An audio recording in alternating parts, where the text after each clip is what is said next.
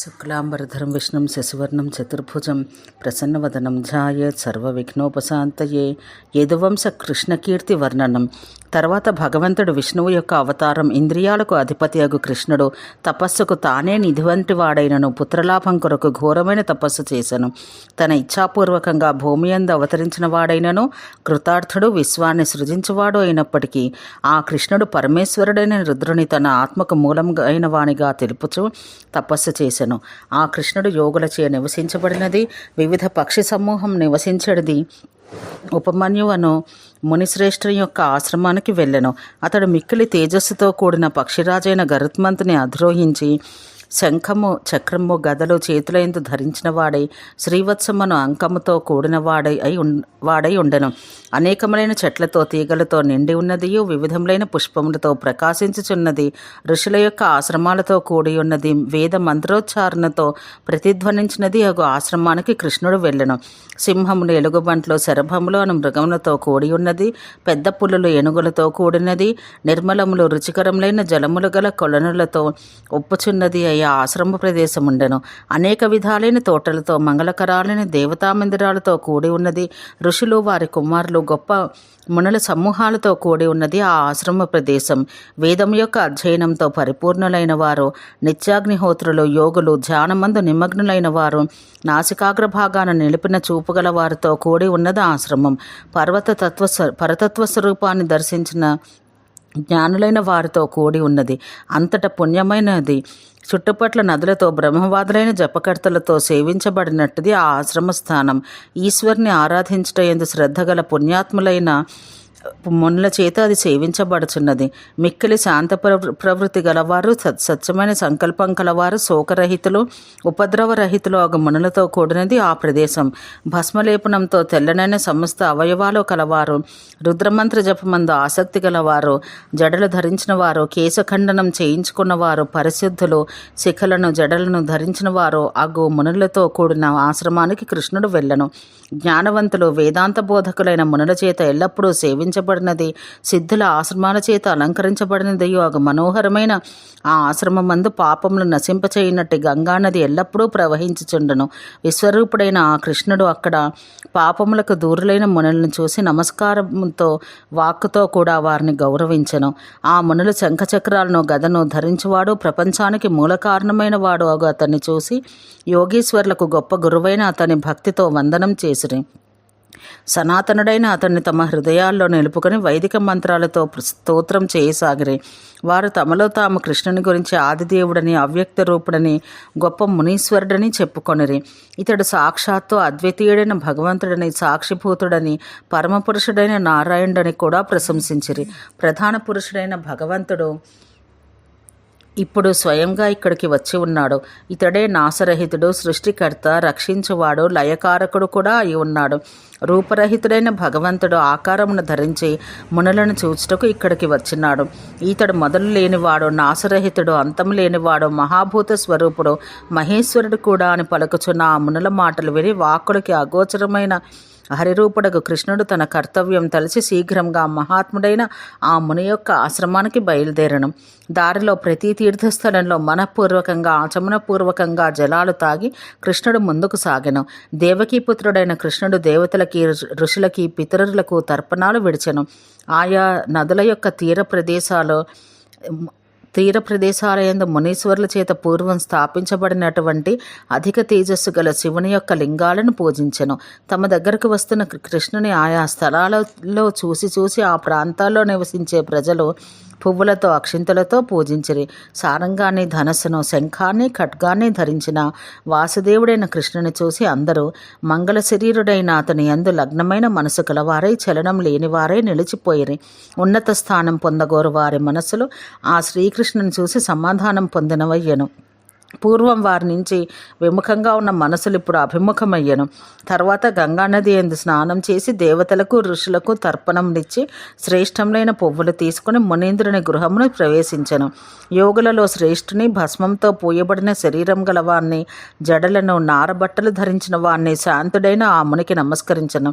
తత్వవేత్తయగు అతడు తన దగ్గరికి వస్తున్న కృష్ణుని చూసి పూజించెను. యోగులకు మొదటి అతిథియగు కృష్ణుని ఆసనం నందు కూర్చుని నియోగించి వాక్కుల లోకములకు కారణభూతుడవు సర్వోత్తమమైన స్థానభూతుడుగా తెలుసుకొనుచున్నాము అని పలికెను. ఇంద్రియములకు గోచరం కాని స్వరూపం గల విష్ణుడవని శిష్యభావంతో ఇప్పుడు నిలిచి ఉన్నావని గుర్తించినాము. ఇంద్రియములకు అధీశ్వరుడవైన ఓ స్వామి, నీకు స్వాగతం. మా తపస్సులు సఫలంలైనవి. జగద్రూపుడవైన విష్ణువే స్వయంగా మా ఇంటికి వచ్చినాడు. ఎంత ప్రయత్నించినప్పటికీ యోగీశ్వరులు మునులు కూడా నిన్ను చూడజాలకపోతున్నారు.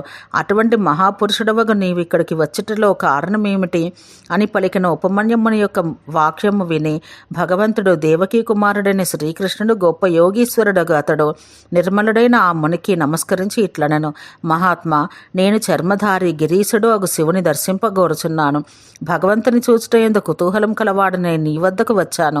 యోగవేత్తల్లో శ్రేష్ఠుడు భగవంతుడు శివుడు ఏ విధంగా చూడదగినవాడు?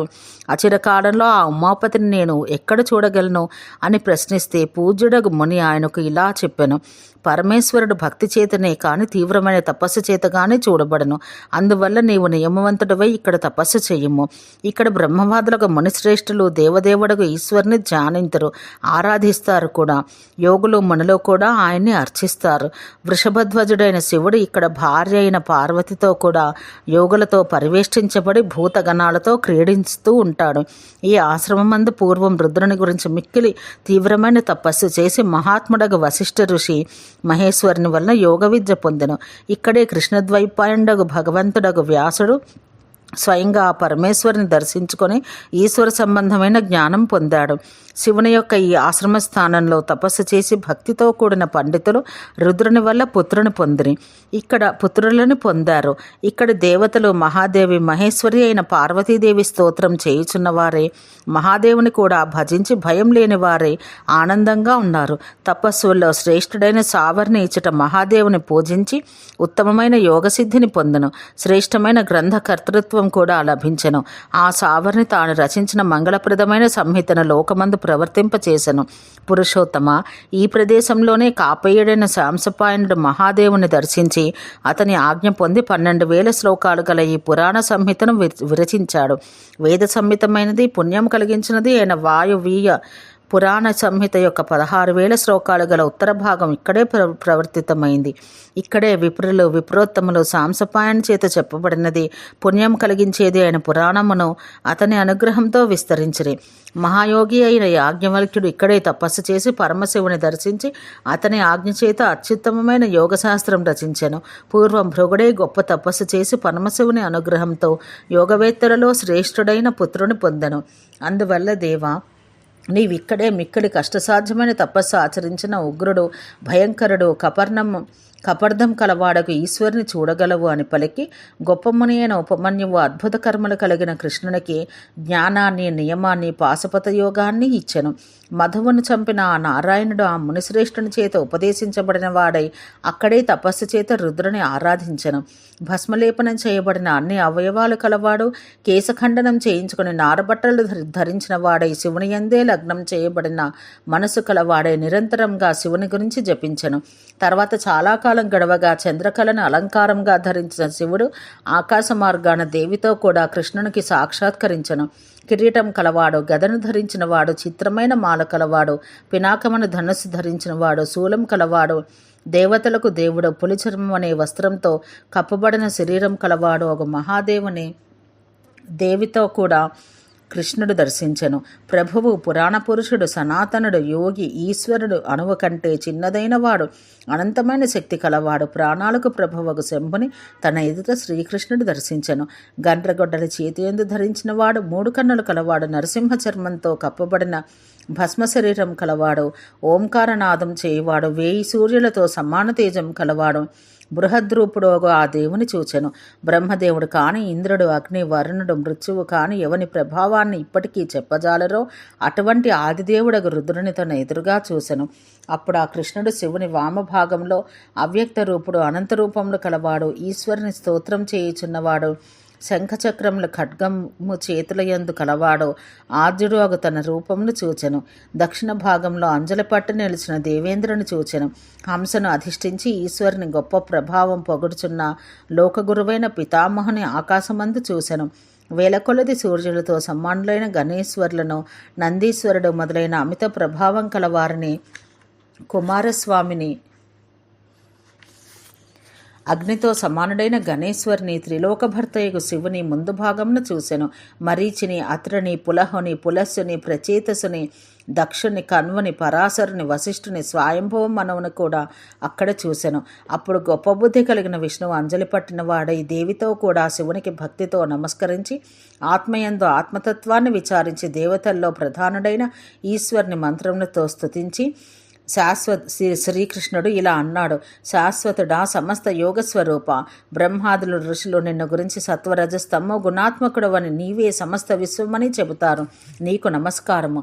రుద్ర, నీవు బ్రహ్మవు, విష్ణువు, సృష్టికర్తవు, సంహరించేవాడవు, సూర్యమండలం అధిష్ఠించిన వాడవు. నీవు ప్రాణస్వరూపుడవు. అగ్నీంద్రాది భేదములతో కనిపించు అద్వితీయుడవైన నిన్ను శరణం పొందుచున్నాను. సాంఖ్యులు నిన్ను గుణరహితుడని, ఏకకారుడవని, యోగస్థుడవని ఎల్లప్పుడూ మనసులో ధ్యానిస్తారు. వేదాలు నిన్ను రుద్రుడని, నుతించదగిన వాడవని చెబుతున్నాయి. అటువంటి దేవుడవి ఈశుడవైన నిన్ను శరణ పొందుతున్నాను. ఆకాశ స్వరూపుడవైన నీకు నమస్కారం. ఆకాశమునకు అధిపతి అయిన నీకు వందనం. స్త్రీ పురుష శరీర భాగాలు కలవాడు, సాంఖ్యయోగం ప్రవర్తింపచేసిన వాడవు అగు నీకు నమస్కారం. ఓ దేవా, నీకు మరల నమస్కారములు అందిస్తున్నాను. పరమేశ్వర, నాకు అన్ని విధాల అభీష్టాలు అనుగ్రహించుము అని ఆ మాధవుడు ఈ విధంగా భక్తితో దేవేశుని కొనియాడి పార్వతీ పరమేశ్వరుల పాదాలకు దండవత్ ప్రణామం ఆచరించను. కేసి రాక్షసుని సంహరించిన కృష్ణుని పైకి లేపి భగవంతుడగు శంకరుడు మేఘం వంటి గంభీర స్వరం కలవాడై తీయని మాటలచే, ఓ కృష్ణ, నీవెందుకొరకు తపం చేయుచున్నావు? నీవు స్వయంగా అందరి కోరికలు కర్మఫలాలు ఇచ్చేవాడవు కదా. నీవు నారాయణ నామం కల నా యొక్క శ్రేష్టమైన మూర్తి భేదము. ఓ పురుషోత్తమ, నీవు లేకుండా ఈ ప్రపంచం నిలవదు. కేశవ, నిన్ను అనంతుడుగా పరమేశ్వరునిగా తెలుసుకునము. నీ యోగం చేత మహాదేవునిగా మహాయోగిగా గుర్తించుము అని పలికెను. ఆ వాక్యాలు విని కృష్ణుడు చిరునవ్వుతో పార్వతీదేవిని, విశ్వేశుడగు రుద్రుని చూసి ఇట్లు పలికెను: ఓ శంకర, నీ చేత స్వకీయ యోగం చేత సమస్తము తెలియబడను కదా. నాతో సమానుడు, నీకు భక్తుడు అగు పుత్రుని కోరుచున్నాను. అనుగ్రహించము. విశ్వాత్మకుడైన శివుడు సంతోషించిన మనసుతో అట్లే అగుగాక అని పలికను.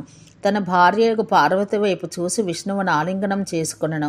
తర్వాత శంకరుని అర్ధశరీరం పొందినది లోకమాత హిమవంతుని పుత్రికయగు పార్వతి హృషికేశుడగు కృష్ణునితో, అచ్యుత, కేశవ, నీ యొక్క నిశ్చలమైన అనంతమైన అనన్యమైన ఈశ్వరుని యందు నాయందు కూడా గల భక్తిని నేను ఎరుగుదును.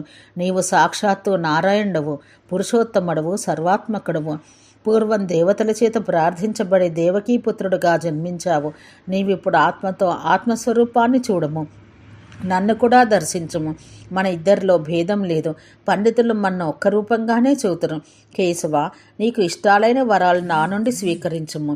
సర్వజ్ఞత్వము, ఐశ్వర్యం, పరమేశ్వర సంబంధియకు జ్ఞానం, ఈశ్వరుని యందు నిశ్చలమైన భక్తి, నీ యందు సర్వోత్తమమైన శక్తి, అనవసరాలను అనే వరాలను గ్రహించము అని ఇట్లో ఆ మహాదేవి చేత చెప్పబడ్డ జనార్దనుడగు కృష్ణుడు ఆమె ఆదేశమును శిరస్సుతో స్వీకరించి ఈశ్వరుని గురించి అట్లే అని పలికెను. పిమ్మట భగవంతుడగు శంకరుడు పార్వతీదేవితో కూడిన వాడై తన చేతితో కృష్ణుని పట్టుకుని మునుల చేత దేవతల చేత పూజించబడుతూ కైలాస పర్వతానికి వెళ్ళెను. ఓం శాంతి శాంతి శాంతి.